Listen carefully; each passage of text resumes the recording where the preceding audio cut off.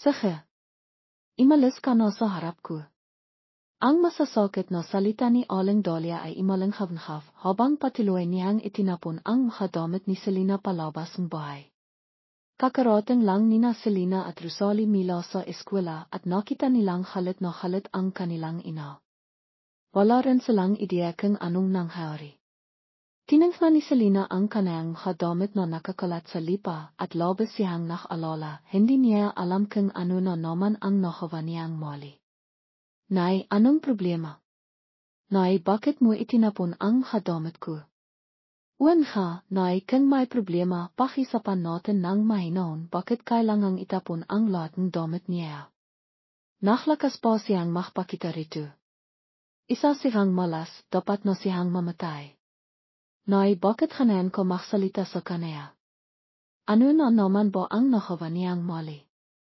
Sabihin mo para may tama niya, Nay, hiwak mo siyang polisin. Alam mo ba na pinatay mo ang tatay mo?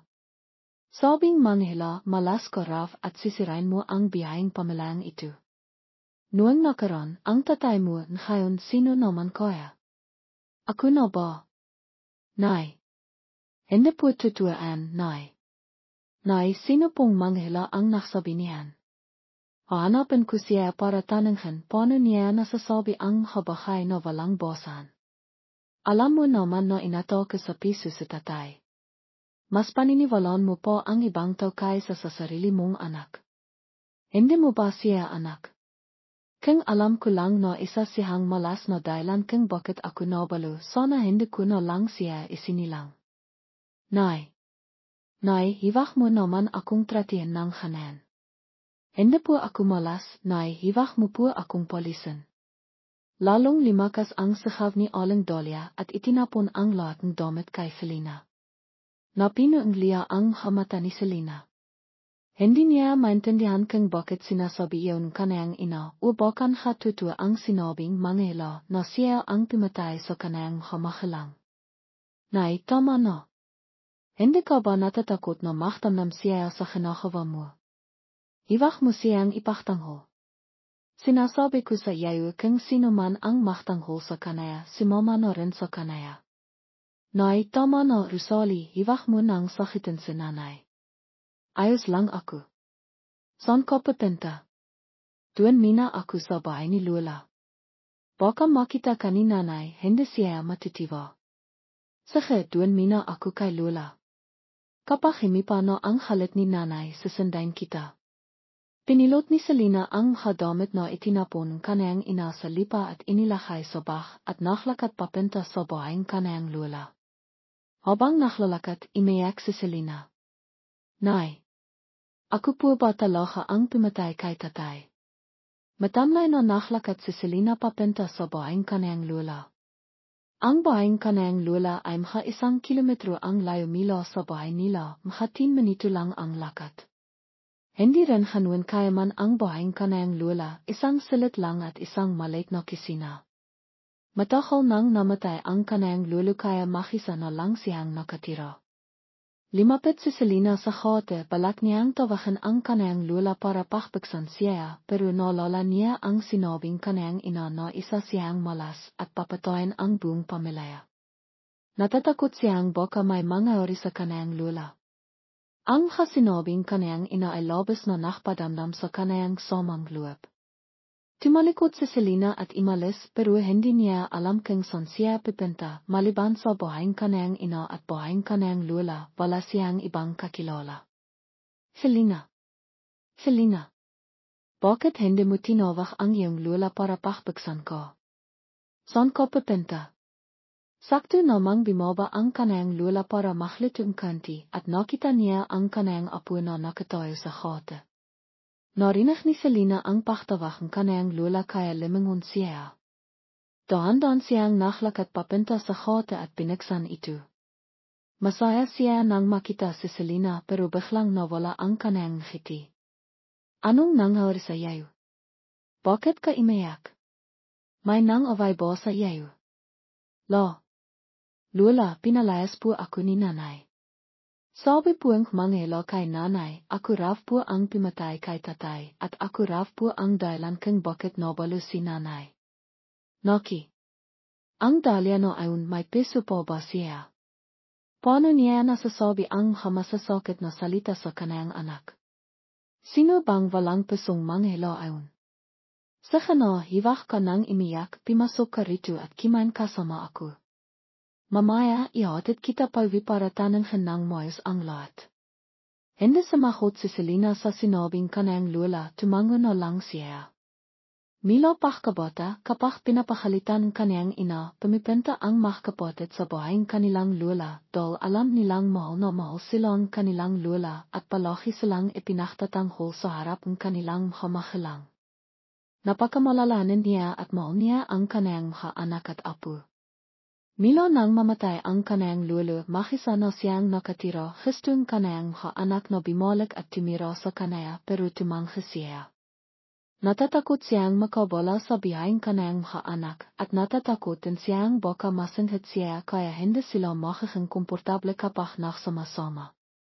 Ang gesto lang niya ay tivang katapisan linggo nakpapalitan. Ang kamiyembrong kanayang pamilya na kimain kasama siya at masaya na siya.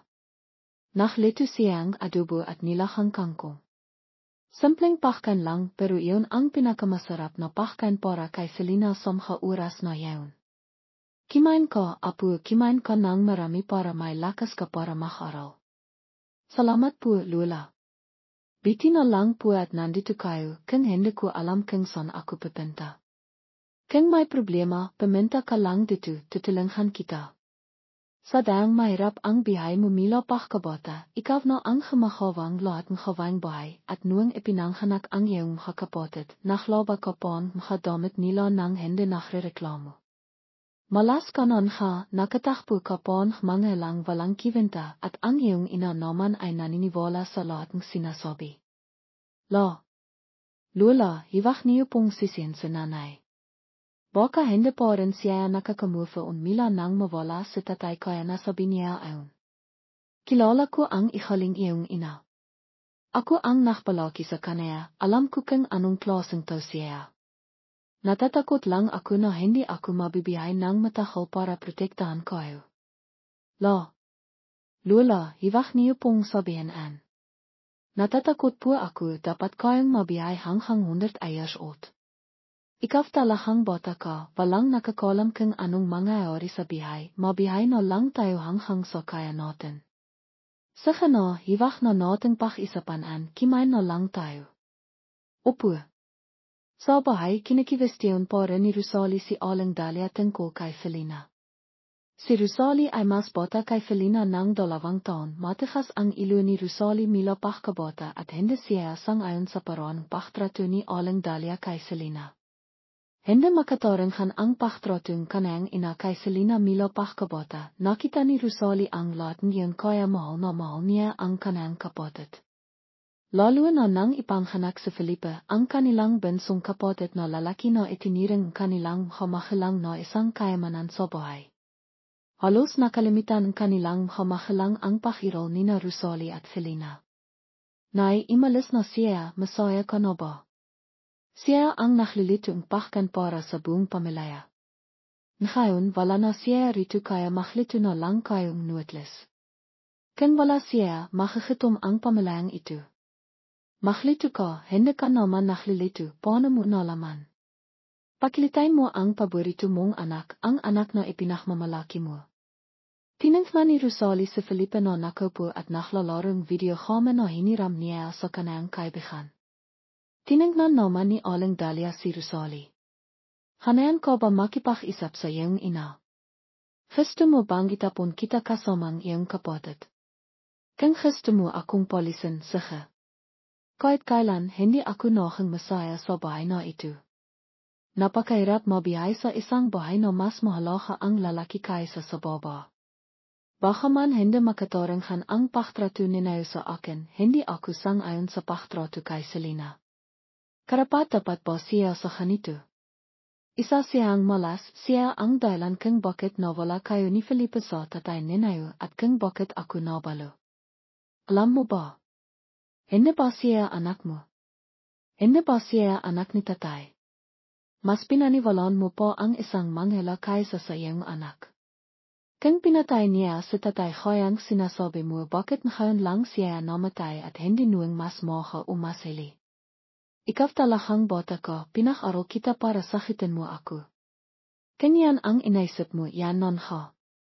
Nakakalit na sinentok ni Rosalie sa Felipe at tinawag ang video kama kaya na loch ito sa kama.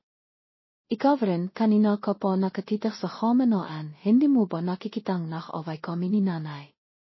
Anong kinalaman ko kang nakaway kayo ni nanay? Bigla mo na lang akong sinisikawan at sinisira ang kama ko. Tama nan haan, hiwag mo siyang pakbintin ng halit. Tinangnan ni Rosalie sa Felipe ng masama.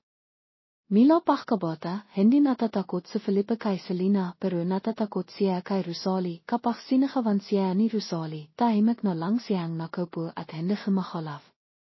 Sa bahayang kanayang lula pagkatapos kimain kasang loob na nakagasang pinggan si Selena. Imipo ang kanayang lula para makpahinga sandali at saka natilok. Pagkatapos makagasang pinggan, imipo si Selena at binuksan ang kanayang bag para makaral pero natigilan siya. Anong saysayang pakaraw? Sa hiro milan ngayon hindi na ako makakapag-aral. Kahit sinisakawan ako ni nanay, hindi niya itinapon ang hadamit ko. Sa hirado na akong pinalayas niya ako. Walang makbibigay sa akin pera para makapag-aral.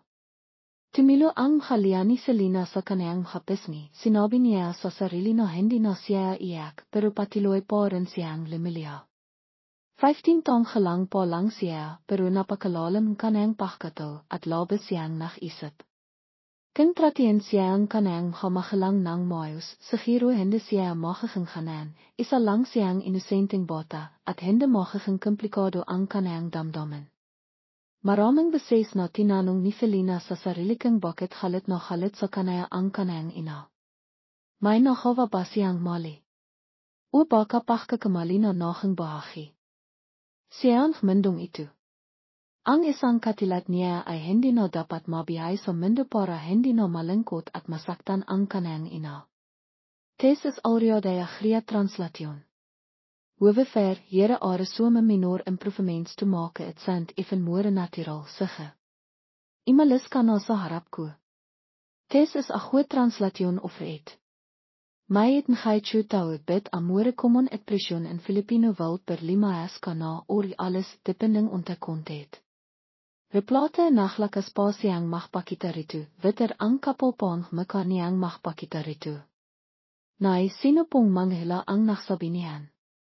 Hahanapin ko siya para tanungin paano niya nasasabi ang habagay na walang basan. Alam mo naman na inatake sa piso si tatay. Mas paniniwalaan mo pa ang ibang tao kaysa sa sarili mong anak. Hindi mo ba siya anak kan bereparosit abit for beter flow asanay, sino ba ang manghila na nagsabi niyan? Bakit naman kayo naniniwala sa kanaya?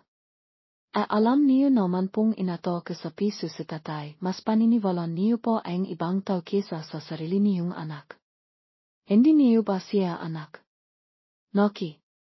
Ang Dahlia na ayon may piso pa ba siya? Paano niya nasasabi ang masasakit na salita sa kanayang anak? Sino bang walang pisong manghila ayon? Sa kana hiwag ka nang imiyak, pimasok ka rito at kimain kasama ako. Mamaya ihatid kita pauwi para tanungin ng maayos ang lahat. Hamba ang propheto na kinaman ang si Dahlia, wala na talahang piso. Paano niya nasasabihan sa anak niya? Sino ba ang manghila na walang yana en? Sa kana hiwag ka nang imiyak, pasok kami na at kimain. Mamaya sasamahan kitang bumalik doon para kausapin ang nanay mo. Lola, hiwag niyo pong sisin sa nanay. Baka hindi pa rin siya nakakamufa mila nang mawala sa tatay kaya nasabi niya ayon. Al beter fashion wil per nay Lola, hiwag niyo na po siyang sisihin. Siguro po hindi pa rin niya matanghap ang nangyari kay tatay kaya nasabi niya en. Hanayan ka ba makipag-isap sa iyong ina? Gusto mo bang itapon kita kasamang iyong kapatid? Hanayan ka ba sumagot sa nanay mo? Gusto mong suminod sa kapatid mo? Ganyan ang inaisip mo yan non ha? Ganyan ang gusto niyong isipin iyada sige. Isa siang malas sia ang dahilan kung bakit nawala kayo ni Felipe sa tatay ninayo at kung bakit ako nabalo. Alam mo ba? Malas siya ang dahilan kung bakit nawala ang tatay niyo kaya ako nabalo. Alam mo ba hen? Tama non gaan, hiwag mo siyang pakbenten gaan galit. Tama no hiwag mo siyang paktiskitan. Pagkatapos makikas ang penghan, imipo si Selina at bineksan ang kanayang bak para mag-aral pero natigilan siya. Pagkatapos makikas ni Selina, kinuha niya ang bak niya para mag-aral pero natigilan siya. Anong say sa ang pag-aral? Siguro milan ngayon hindi na ako makakapag-aral. Kahit sinisagawan ako ni nanay, hindi niya itinapon ang hadamit ko. Sigurado na akong pinalayas niya ako. Walang magbibigay sa akin pera para makapag-aral. Kan ba ang prefeito para son pa? Siguro hindi na ako makakapag-aral. Kahit sinisagawan ako ni nanay, ngayon niya lang ginawa to, sigurado na akong pinalayas niya ako. Wala nang magpaparal sa akin. Chichay is een goed naam replacement voor doe. Hier is de full translation wat de siggested changes lima es kana. Ang masasakit na salita ni Aling Chichay ay imalang havnhav, habang patiloy niyang itinapon ang hadamit ni Selina palabas ng bahay. Kakarating lang nina Selina at Rosalie mila sa eskwela at nakita nilang halit na halit ang kanilang ina. Wala rin silang ideya kung anong nangyari. Tinangnan ni Selina ang kanayang hadamit na nakakalat sa lipa at labis siyang nakalala, hindi niya alam kung ano na naman ang nagawa niyang mali. Nay, anong problema? Nay, bakit mo itinapon ang hadamit ko? Uwan ha, Nay, kung may problema, pakisapan natin ng mahinaon bakit kailangang itapon ang lahat ng damit niya. Ang kapalpan maka niyang magpakita rito. Isa siyang malas, dapat na siyang mamatay. Nay, bakit kanayan ko magsalita sa kanaya? Ano na naman ba ang nagawa niyang mali?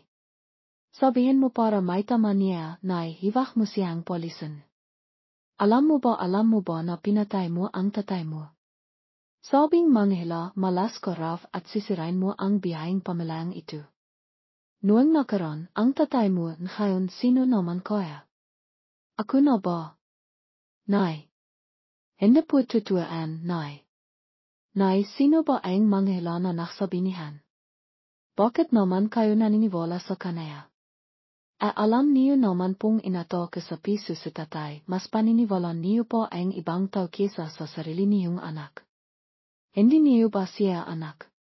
Kung alam ko lang na isa siyang malas na dahilan kung bakit ako nabalo, sana hindi ko na lang siya isinilang. Nay. Nay, hiwag mo naman akong tratihan ng hanan. Hindi po ako malas, Nay, hiwag mo po akong polisin. Lalong limakas ang sahaw ni Aling Chichay at itinapon ang lahat ng damit kay Selina. Napinuungliya ang mata ni Selina. Hindi niya maintindihan kung bakit sinasabi yaw ng kanayang. Ina, bakan hatutua ang sinabing manghila na siya ang pumatay sa kanayang hamahalang. Nay, tama na. Hindi ka ba natatakot na magtamnam siya sa kinagawa mo? Hiwag mo siyang ipagtanggol. Sinasabi ko sa iyo kung sino man ang magtanggol sa kanaya, si mama na rin sa kanaya. Nay, tama na Rosalie, hiwag mo nang sakitin si nanay. Ayos lang ako. Saan ka papunta? Doon mina ako sa bahay ni Lola. Baka makita ka ni nanay, hindi siya matitiwa. Sige, doon mina ako kay Lola. Kapag himipa na ang halit ni nanay, sasandain kita. Pinilot ni Selina ang hadamit na itinapon kanayang ina sa lipa at inilakay sa bak at naglakad papunta sa bahayang kanayang Lola. Habang naglalakad, imayak si Selina. Nay. Ako po ba talaga ang pumatay kay tatay? Matamlay na naglakad si Selina papunta sa bahayang kanayang Lola. Ang bahayang kanayang Lola ay mga 1 kilometro ang layo mula sa bahay nila, mga 10 minuto lang ang lakad. Hindi rin hanun kaya man ang bahayang kanayang Lola, isang silit lang at isang maliit na kusina. Matagal nang namatay ang kanayang lolo kaya makisa na lang siyang nakatira. Limapit si Selina sa gate, balak niyang tawagan ang kanayang lula para pakbuksan siya, pero naalala niya ang sinabing kanayang ina na isa siyang malas at papatayin ang buong pamilya. Natatakot siyang baka may mangyari sa kanayang lula. Ang sinabing kanayang ina ay labis na nakpadamdam sa kanayang samang loob. Tumalikod si Selina at imalis pero hindi niya alam kung saan siya pipinta, maliban sa bahayang kanayang ina at bahayang kanayang lula, wala siyang ibang kakilala. Selina. Selina. Bakit hindi mo tinawag ang iyong lula para pakbuksan ko? Saan ka pipinta? Sakto namang bumaba ang kanayang lula para maklitong kanti at nakita niya ang kanayang apo na nakatayo sa gate. Narinig ni Selina ang paktawakan kanayang lula kaya limangon siya. Dahan-dahan siyang naglakad papunta sa gate at binuksan ito. Masaya siya nang makita si Selina pero biglang nawala ang kanayang ngiti. Anong nangyari sa iyo? Bakit ka imayak? May nang-away ba sa iyo? Lula, pinalayas po ako ni nanay. Sabi po ang mangelo kay nanay, ako raw po ang pimatay kay tatay, at ako raw po ang dahilan kung bakit nabalo si nanay. Nakinaman ang si Chikay, wala na talakang piso. Paano niya nasasabihan sa anak niya? Sino ba ang mangelo na walang niya na en? Sa kano, hiwak ka nang imiyak, pasok kami na at kimain.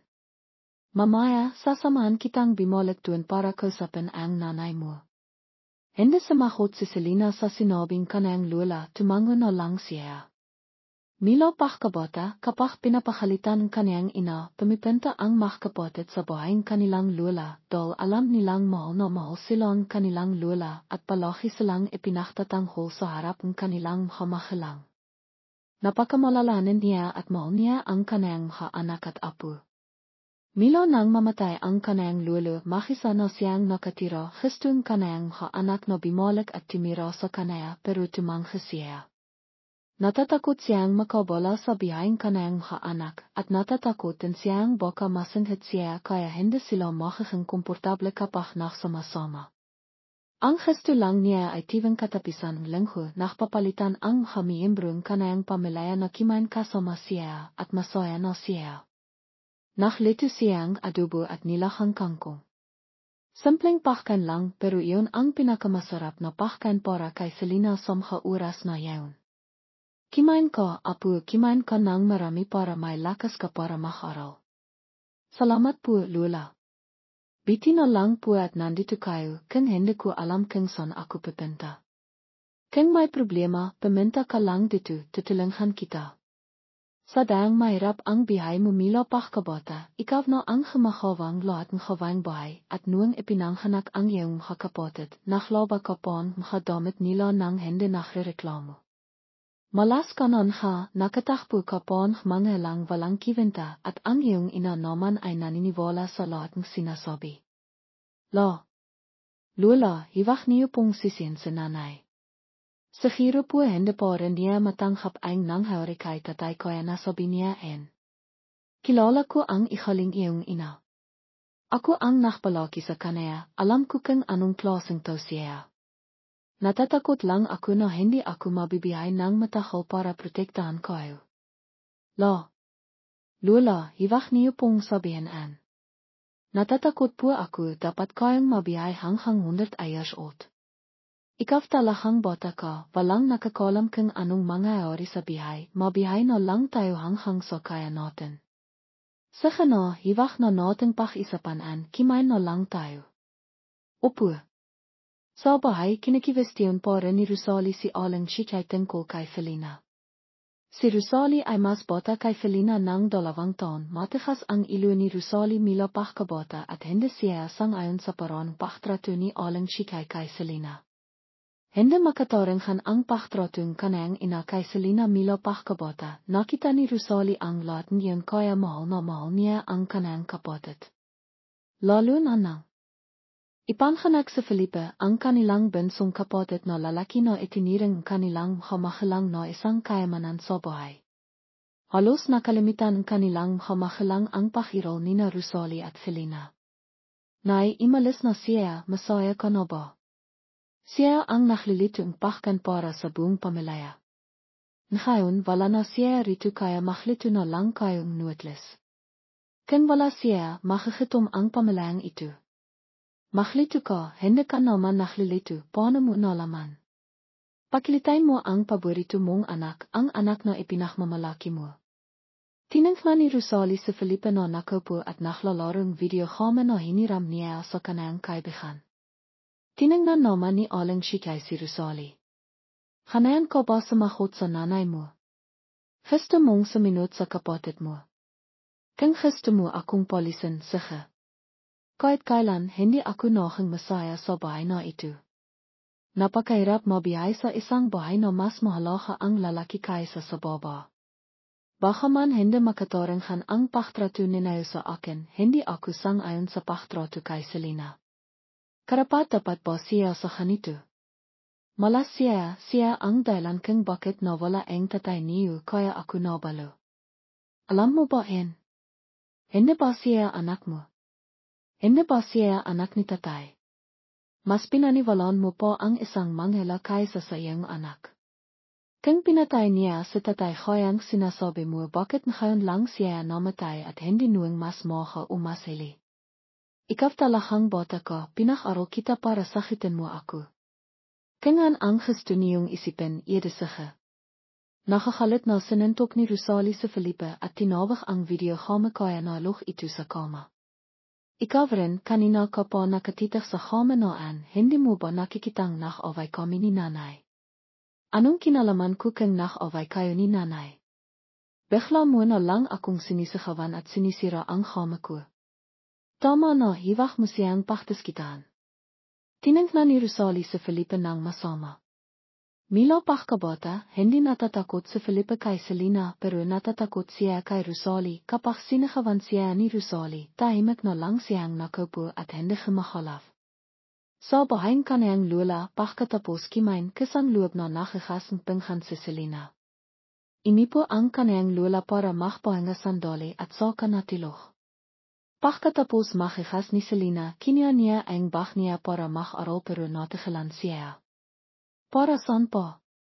Siguro hindi na ako makakapag-aral. Kahit sinisigawan ako ni nanay, ngayon niya lang ginawa to, sigurado na akong pinalayas niya ako. Wala nang magpaparal sa akin. Tumilo ang halya ni Selena sa kanyang hapisngi, sinabi niya sa sarili na hindi na siya iyak pero patuloy pa rin siyang lumilya. 15 taong lang pa lang siya pero napakalalim kanyang pagkatao at labis siyang nag-isip. Kung tratiyan siya ang kanyang hamahalang ng maayos, siguro hindi siya magiging kanan, isa lang siyang inosenteng bata, at hindi magiging komplikado ang kanyang damdamin. Maraming beses na tinanong ni Selena sa sarili kung bakit galit na galit sa kanya ang kanyang ina. May nagawa ba siyang mali? O baka pagkakamali na naging bahagi siyang mundong ito. Ang isang katilat niya ay hindi na dapat mabiyahe sa mundo para hindi na malungkot at masaktan ang kanyang ina. Hij verdoen een fantastic job. Eerst van toe at sommige niyan sit op die ons voortapparase na wala ka na ba, depending on te specifiek feeling au van toe kon vij, hinan moen ga ang buses mo, hindi ko sinasadaya, pero bakit ka ba pinalis nanay mo? Naniniwala ka sa nanay ko sa sinabing manghela na ako raw ang dahilan pagkamatay tatay kong si Ramon at kaya raw siya nahirap. Talaga. May naniniwala pa ba sa kanayan? Ang babaw naman. Paano kang tama ang sinabing manghela? Paano kang akong ang pimatay sa tatay mo? Nakakabalaw. Ano ba ang pinagsasasabi mo? Kung ikaw ang dahilan pagkamatay tatay mo, sana matagal na siyang namatay, hindi ang imabot pa siya hanggang sa anayos ka. Parang may hindi tama eh. Ayaw nga talaga akong ipanghanak ng nanay ko. Kahapon ko lang nalaman kung bakit pinapaboran nila ang kapatid ko. Siguro ang tungkol sa manghela ginamit lang hen para may dahilan sa nanay para palayasin ako. Ano ba ang nalaman mo? Ikakwento mo ang daan kay Lia ang nanghari kapon. Timanghan sa Lia sa kaibahan niyang nakdirisa at malimanay siyang nakpaliwanag, wala kang kasalanan dito. Hende lang nach ingat ang gemagelang mukaya kanapenta sa mendong itu nang mas moha. Ang naging mitsan mkapahirap mo habang limalaki ko. Wag ka nang malingkot nandiyan po naman si Lola, ako, at ang kapatid mo. Biti na lang at nandiyan si Yoy sa bahay na en. Kung wala siya, hindi ko alam kung paano ko kakayanin. Kung pati sina Yoy at Felipe hindi rin maganda ang trato sa akin khayan mkamagelang ko. Tama na wag na nating pakisapan ang mga hindi maganda. Mas mabiti na rin na kasama mo si Lola. Hindi na ako malingkot. Mag-aral akong mabiti para hindi ko siya bagain. Natapos na rin ang klase. Dahil hindi. Limabas si amay nuwing retes pag-iwi na lang siya nakita ni Yoy. Ate amay. Ate amay. Narito ako. Okay lang ba si nanay at ang mga kapatid mo? Iwag kang mag-alala, okay lang si nanay. Ikaw nga pala, hindi ka na ba malingkot? Tingnan mo nga ang mga mata mo na sana ang makakanda mong mata. Okay na ako. Sabihin mo nga doon ka na lang kay Lola. Iwag ka na minang bimalik. Bata pa lang tayo nakikita-kitang pinapakalitan ni nanay para kang may kasalanan kahit wala ka namang hinahava. Baka mas mahing masaya ka pa doon. Kung may kailangan ka, sabihin mo lang sa akin, dadalan kita. Salamat, ikaw ang pinakamabait na kapatid sa buong mundo. Ano ka ba, kapatid tayo sino pa ba ang magtutulungan kundi tayo lang? Nakisap at nakakapan sina amay at Joy bago sila nakbalam sa isa't isa. Magkapatid nga, pero hindi magkasama sa bahay nakakalangkot. Hindi nagsasiningaling ang kapalikila ay mga simpleng bahay ay pala ang nakakapagpasaya at nakpapahan pakiramdam. Nakalahati na ni amay ang don pawinang makasalubong niya si Ate Carla. Amay. Amay. Simakay ka na ihatid na kita. Ay Ate Carla. Salamat po. Masaya po ang pag-aral mo ngayon. May mga libro po ako para sa paghanda sa hogeschool. Gusto mo ba? Opo, sige po. Maraming salamat po. Pipinta ako mamayang hapon. Sige, piminta ka ng mga para makalaro mo si Bonbon. Miss ka na niya. Opo, miss ko na rin siya. Simakay si amay sa likod ng motorsiklo ni Ate Carla na halo-halo ang nararamdaman. Ramdam niyang may nakmamalasakit sa kanaya. Sa giro dahil hindi siya nakatanggap ng sapat na pagmamahal mula sa mga niya, kaya pakiramdam niya espesyal ang mga simpleng bahay. Pagdating sa bahay, himinto si Carla para makababa si amay. Iwag mong kalimitan, piminta ka dito mamaya para kinan ang mga libro. Opo, alam ko po. Salamat po ilit. Iwag ka nang magpasalamat. Ang dami mo nang beses nagpasalamat. Ngimiti nang matamis si amay kay Carla. Sinabi ni Carla, ang handang mga mata mo. Sigiradong maraming lalaki ang makakagusto sa iyo. Naki ate. Binibiro niyo naman ako. Bata po ako. Totoo ang sinasabi ko. Hindi ka dapat maya. Pagkatapos magsalita, kimaway si Carla kay amay bago imalis. Hinintay ni amay na makapasok si Carla sa loob ng bahay bago siya pimasok sa kanila. Amay, nandihan ka na pala. Makikas ka ng kamay at sumabay ko sa akin kimain pisit. Nakabili akong 1 kilong sariwang pisit sa palengke ngayon. Bakit hindi ko na lang po kayo ipaklito? Nakikitira ng lang ako dito, kayo po ang naklilito. Naki, amay. Masaya akong nandito ko. Iwag kang makisip ng hanan.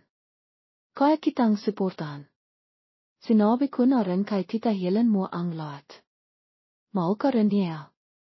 Nakpadala po nga siya ng dagdag na pera para sa ating dalawa para komportable tayo.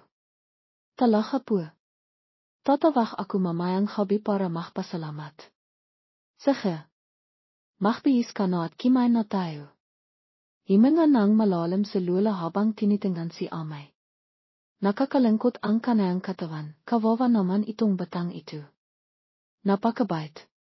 Segiro maraming hirap ang pinagdaanan niya kaya natatakot siyang maging pabigat. Sana maging masaya siya rito. Ang hapinan maglula ay may kasamang pisit, ganisa na kangkong at tirang adobo. Kiniani amay ang pinakamalaking pisit para kay Lola. Lola, ito po kainin ninayo. Salamat, Apo. Ako naman ang kakiya para sa iyo. Iwag mong kalimitan ang sarili mo. Ngimiti si amay kay Lola. Nalala niya ang kanyang nanay. Kung minsan lang siya tinignan ang kanyang nanay ng ganito sobrang saya niya. Pero parang imposible. Limaki siyang may maraming sikat sa peso. Ang pagmamahal na inakala niyang normal na pagkamalaga pala. Pagkatapos kimain natilok si amay bago siya pumunta sa bahay ni Ate Carla. Ate Carla. Si amay po ito. Buksan mo ang harte, ate. Sandali lang. Bago pa man makalabas si Carla biglang tumakbo si Bonbon papalapit kay amay. Gustong-gusto ka niya. Kaya dapat madalas kang pumunta rito. Opo, madalas po akong pupunta rito. Pwede po ba akong makipag-aral sa inyo? Naki ang handang ideya mo. Nahanap nga akong kasama sa pag-aral. Dito ka, magkanaya-kanaya tayong pwesto. Kung sino ang makangay paparisahan dagdag na 15 minutos gusto mo ba? Sige po. Biti na lang at nakilala ko kayo. Kung magpapasalamat ka kay Bonbon. Dahil sa kanaya tayo nakakilala. Ha, dapat magpasalamat ako kay Bonbon. Hindi nagtatanong si Carla tungkol sa bihay ni amay. Alam niyang mabait at mahanda si amay. Pero mukhang hindi siya masaya. Noong inang besay silang nakita, namamaha ang mata ni amay at sinabi niyang bahian lang siya. Biyong mahapon na nakisap at naklaro sila, hinaplos ni amay si Bonbon. Malapit nang humabi nang imiwi si amay para maglito. Inarang siya ni Carla. Sandali lang, kikinin ko ang mga libro mo. Nakilat si amay nang bahan siya ni Carla ang sandamakmak na libro. Naki, ganito ba katakot ang paghahanda sa eskwela? Natatakot ka na. Sabihin ko sa iyo kung pag-aralan mo ang lahat ng ito magiging top student ka. Hindi ko naman kailangang maging top student basta makapasok lang ako sa school kung saan ka nag-aral. Kaya dapat mo ring pag-aralan ang mahaan para makasama tayo sa isang school. Dala mo na baka bimahat. Opo, sige po. Iwi na po ako. Sige Bonbon. Masayang dinala ni ama ang mga libro na ibinigay ni Carla. Siguradong matalino si Ate Carla. Sa ilang pahina pa lang pinong-pino ng mga notes.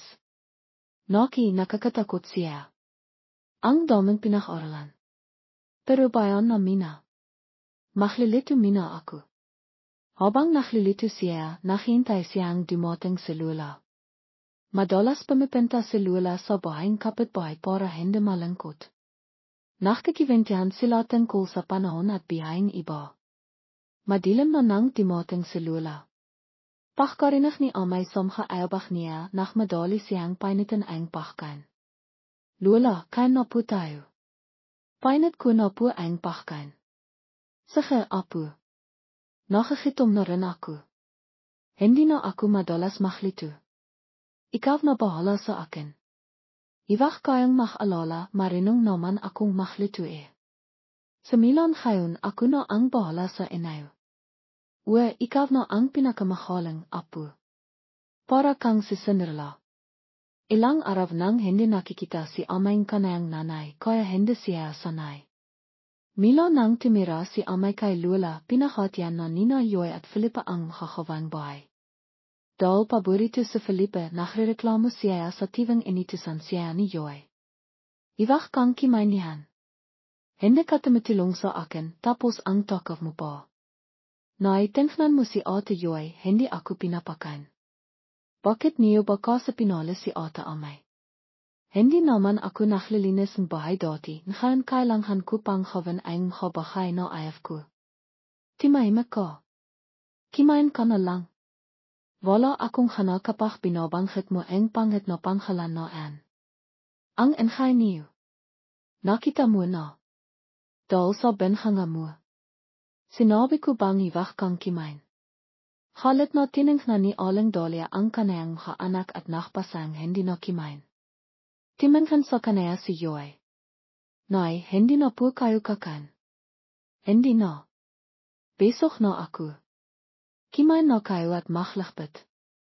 Nabibisok ako sa mga away ninayo. Hindi na pinansa ni Felipa ang kanayang nanay. Nay na si Yoy sa kanayang kapatid. Wala kang piso. Hindi kimakan si nanay, kimakan ko po rin. Wala kang kwenta. Sana morgen te laat kan ni ate amay na palaching mabait. Mis ko na si ate amay. Bisitahin natin siya. Sige, sama ako. Pagkatapos kimain, nach madaling paminta sina Yoy at Felipe kay amay. Daan-daan lang kayo, baka makita tayo ni nanay. Hindi ako main kay. Palihim na limabas ng bahay ang dalawang bata. Baka talok na si Aling Dahlia. Imanga sila ng malalang. Hindi sila pinakbabawalan pero natatakot silang pakalitan. Ang bigat mo para kang aso. Tara, tawagan natin si ate amay. Ate amay. Ate amay. Nakahanap si amay pwedeng pagkakitaan nang marinig niya ang pamilyar na boses. Limabas siya at masayang binuksan ang hata. Habang sabi na, bakit kayo nandito? Bimisita kami, hindi ka ba masaya? Hindi sa kanin, natatakot lang akong mapamak kayo. Iwag kang mag-alala, malaki na kami Pimasok ang tatlong magkakapatid. Nachmano si Yoy at Felipe kay Lola. Masaya si Lola na magkasundo ang magkakapatid, sana lang daw ay morgen mabait si Aling Dahlia kay amay. Okay ka lang ba rito? Mis ka na naman. Iwag kang maniwala diyan, dahil kailangan niyang humawang hawang bahay kaya kaniya namimis. Totoo naman bakit niyo ba ako inaway? Wala kang hinahawang tama. Biyong araw ka lang naklalaro. Tama na. Para kayong asut pisa. Hindi na nagsalita sina Yoy at Felipe pero nakatingnan pa rin sila. Napailing na lang si amay. Pagkatapos mag-isap, kinailangan nang imivini na Felipe at Yoy dahil habang gabi na. Masayang bumalik ang dalawa. Mas mahanda na timira si ate amay kay Lola. Mas madalas na siyang himiti.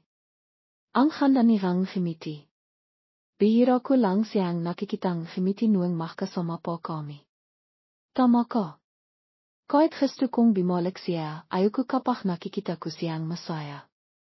Gusto mo lang bumalik si ate para may humawang makakawang bahay mo kilala kita. Way. Tinitulungan din naman kita Binalatan siya ni Yoy. Totoo naman na marami ring naitilong si Felipe pero gusto pa rin niya itong asaran. Pagdating sa bahay, tilok na si Aling Dahlia kaya hindi niya nalaman na imalis ang kanayang mga anak. Nakanga sila ng maliwag. Limipas ang mga araw at madalas na rin tumatawag si Tita Helen para kamustahan si amay. Nakapagtapos na siya ang high-school. Dahil nakapag-aral na siya, hindi na niya ganong pinoproblema si amay. Pagkatapos niyang mag-aral ay dumadayo siya sa siyudad at nakahanap ng trabaho para masuportahan ang kanayang pag-aral. Si Aling Dahlia ay nakasal na sa mayaman at hindi niya pinapahirapan ang kanayang anak. Halo, amay. Kumusta ang pag-aral mo? Okay lang po ako. Kumusta po kayo? Okay lang ako. Iwag kang mag-alala kay Lola. Sige po. Nakikiyani amay ang mensahe niya. Ngimiti si amay. Hindi siya nabigo sa kanayang kakaibigan. Nachang madali para kay Carla na matapos ang high-school. Kaya ang hinihintay na lang ni amay ang kanayang Babasahin ko po ito at pagbibitihin ko rin ang aking pag-aral. Akin na ang pera. Kasi hindi ko na alam kung paano ko mababawi kung ibibigay ko pa sa'yo. Mahalaga kay amay si Carla. Mila nang nakilala niya ito, nagkaroon siya ang katilat na ina. Para sa kanaya nakaral sekarlang mabiti para maipach malakinia itu. Ayani amay sekarla na mamasail kapach tapos na itu makaral mabiti. Hakawan kupu ang lahat. Pagkatapos ni Carla nakpach isapan nilang dalawa ay mamasail. Tinratu siyang parang kapatid at pinili niya sa lahat ng doku na makakandang hamad. Ang dami naman pong binili ni Nayo para sa akin, paano ko po ito lahat makakamit? Hayan mo lang, palitan mo isa-isa araw-araw. Inakat kita dito para maksaya, hindi kita papayahang imivinang walang dola. Nakakaya naman po kayo. Ate pivierde po bang imiram pera. Babayaran ko po kayo mamayang hobby. Gusto ko pong balansin yan ang hairpen na may pare-paro. Semila bata po, laki na niya akong binibigyan hamad, wala po akong nabibili para sa kanaya. Ang bait-bait niya talaga sa akin. Selani ay miram para kayalan para balansin niya ng hairpen at masaya siya sa kanayang isip na may larawan ang masayang makanin niya na kapag natanghap niya ang rahalong ito. Naklakat-lakat Selani at yalan sa paligid ng palengke kimakan merienda habang nakisap. Napansin ni Yellen na gustong-gusto ni Lani ang buku pandan, kaya ibinigay niya ang lahat ng buku pandan sa kanayang baso kay Lani. Ate ito na po ang buku pandan. Kung hindi po po sapat, mag-order po tayo. Bihira lang po akong makakain nito. Hindi ko gusto ang buku pandan, kaya ibinibigay ko sa iyo. Hindi ako kakanian, masyadong matamis, natatakot akong tumaba. Nakimiti si Lani. Ate talaga, kinakan mo nga ang buong basong matamis na halo-halo, hindi ka natatakot tumaba, tapos ilang piraso lang buku pandan, hindi naman ganong karaming kaloris ayon, sasabihin mong natatakot kang tumaba. Hindi mo na lang sabihin gusto mong ipamigay sa akin, hindi mo na kailangang magdailan. Ngunit ito ang tinay na damdamin mula sa peso, ang makabahay na tutua at simple na hindi pa niya nararanasan. Nalilia si Lani. Salamat ate. Ipinadama ninayo sa akin ang iring pagmamahal na akala ko hindi ko mararanasan sa buong biyay ko. Ano ba itong pinagsasabi mo? Ilang piraso lang ang buku pandan, bakit ka imeyak? Ikinibento ni Lani kay Yellen ang lahat ng nangyari noong bata pa siya at nayak din si Yellen. Hindi akalain ni Yellen na maraming pinagdaan ng hirap si Lani noong bata pa siya. Hindi niya libos maramdaman ang sakit na dinanas ni Lani, hindi niya ito naranasan, ngunit naalala niya na sa tivang papakalitan siya ang kanayang ina, nagtatampo siya at wala ng ibang gustong gawin. Samantalang si Lani ay hindi pinapansin kanayang madrasta simula pa noong bata siya, kaya kumpara kay Lani, ang makatampo niya ay walang-wala. Hindi ko akalain na marami kang pinagdaan ng hirap. Natitiwa ako at nakibento mo sa akin. Maraming beses na akong naktataka kung kapatid mo si Nina pero nakatira ka sa kamag-anak, samantalang siya ay nakatira sa iyong ina, hindi ko tuloy makawang magtanong. Ngayon ko lang nalaman ang buong kwento. Pasensya na po at ikinibento ko sa inayo ang malungkot na kwento ngayong araw na ito, araw na dapat magsaya kayo pagkatapos mga araw ng pag-aaral. Ayos lang ayon. Magkapatid tayo, alam mo ba? Ipinadama mo sa akin na isa akong ate at isang ina, laki mo akong pinagbibigan, laki mong ibinibigay sa akin ang makakandang bahay, kahit na kakunti pa lang ang ating pinagsamaan. Ang isang mabait na baba na tulad mo, nararamdaman kong karapat-dapat ko sa lahat ng ginagawa ko.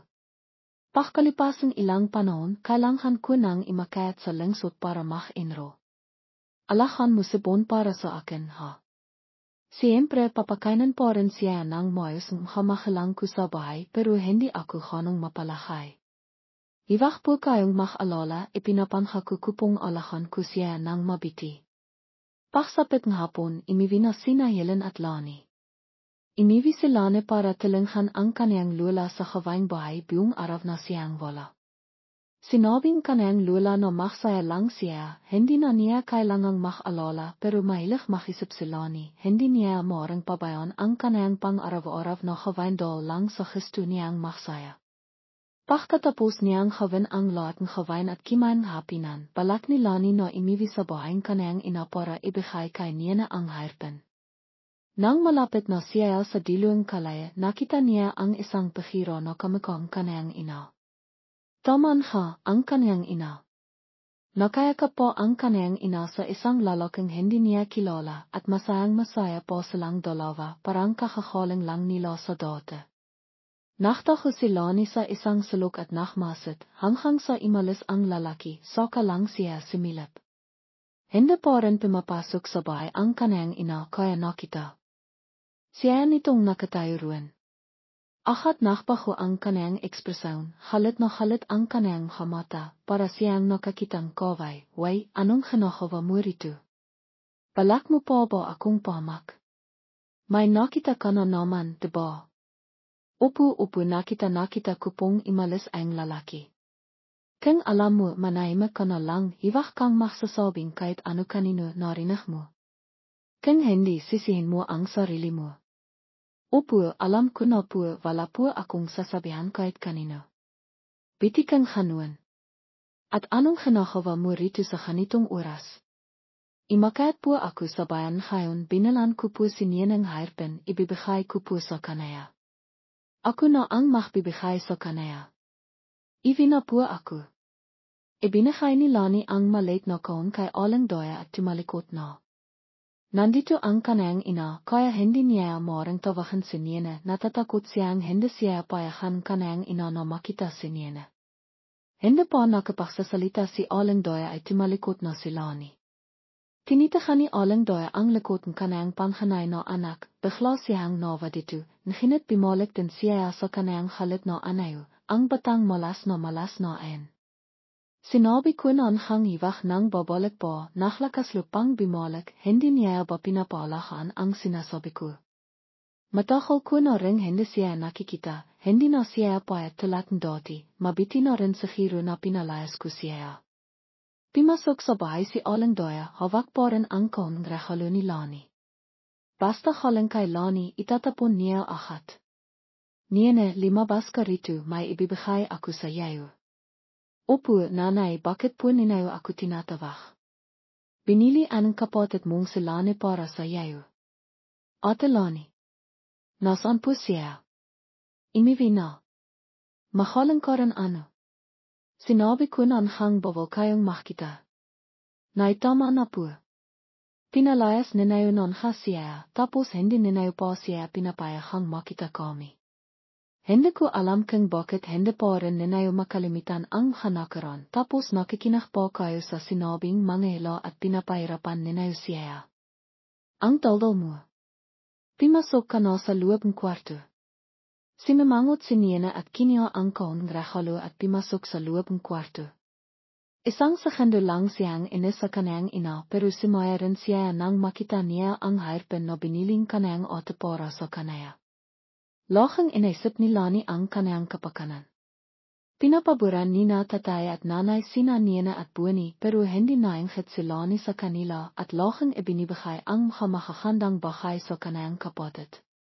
Ang handa-handang hairpin na pare-paro na ito. Kimikinang-kinang sa biyog ang handa-handa ko tuloy. Kailangan kong magpasalamat kay Ate Bikas. Limipas na naman ang ilang panahon, tapos na si Laning grade 11 nang mag-asawa ilit ang kanyang ina. Ang bagong asawang kanyang ina ay ang lalaking nakita niya noong habang ein. 2 taon na ring patay ang kanyang tatay. Siguro hindi kayang mabiyay ng makisang kanyang ina. Wala ring sinabi ang kanyang lola nang malaman niya, malaki na ang kanyang ina, hindi na siya maaaring makialam po. Ayaw nina Niena at Bueni na magkaroon ng stepfather, pero basta masaya ang kanilang ina, hindi na sila tumutulpo. Ang kanilang stepfather ay nakanghalang Denju, mga 50 taong lang, nagkaroon na rin ng asawa dati at may 2 anak, ang kanyang asawa at mga anak ay nakatira sa ibang lungsod. Nakakilala sila ang kanyang ina noong nakorganisa ang kampanayang isang outing para sa mga empleyado, nagkaroon ng pagkakataon na makakilala ang 2 dahil magkaiba silang departamento.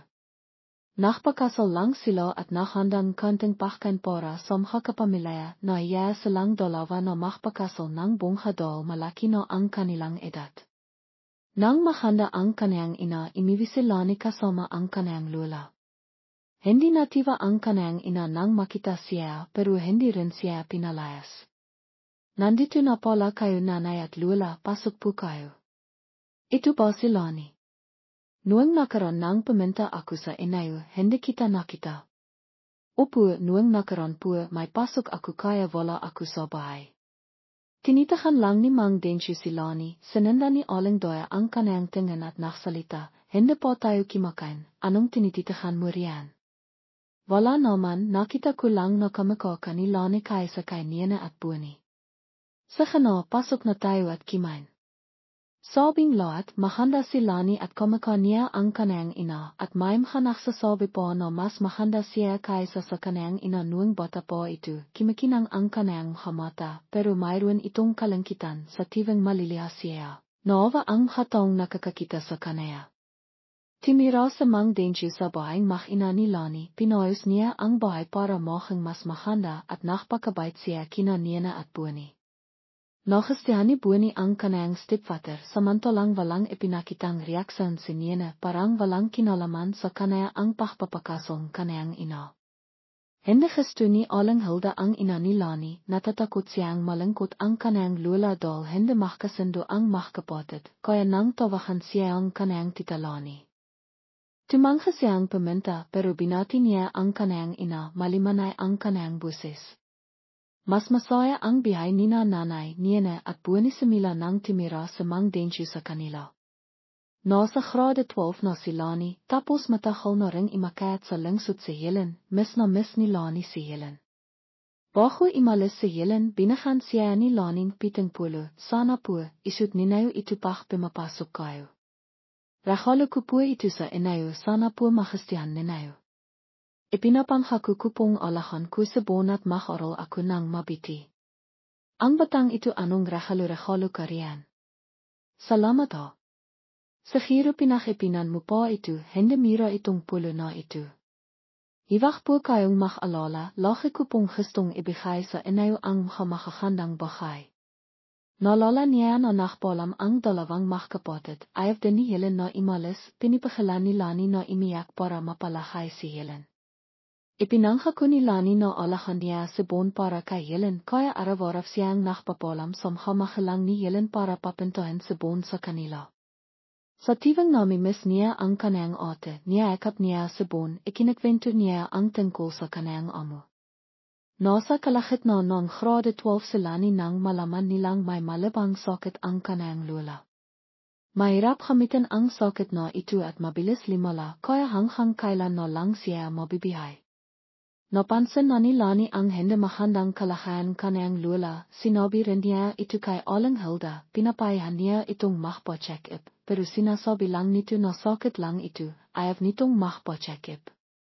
Ngayon limala na ang kanayang sakit, nagsisisi si Lani, bakit hindi niya ito pinilit na magpa-check-up. Nang iving ospital ang kanayang lula, sinabing doktor na isang linggo na lang itong mabibihay. Nalangkot ang buong pamilya, iniwan din ni Aling Hilda ang kanayang trabaho sa lungsod para makasama ang kanayang ina sa mahalang araw nito.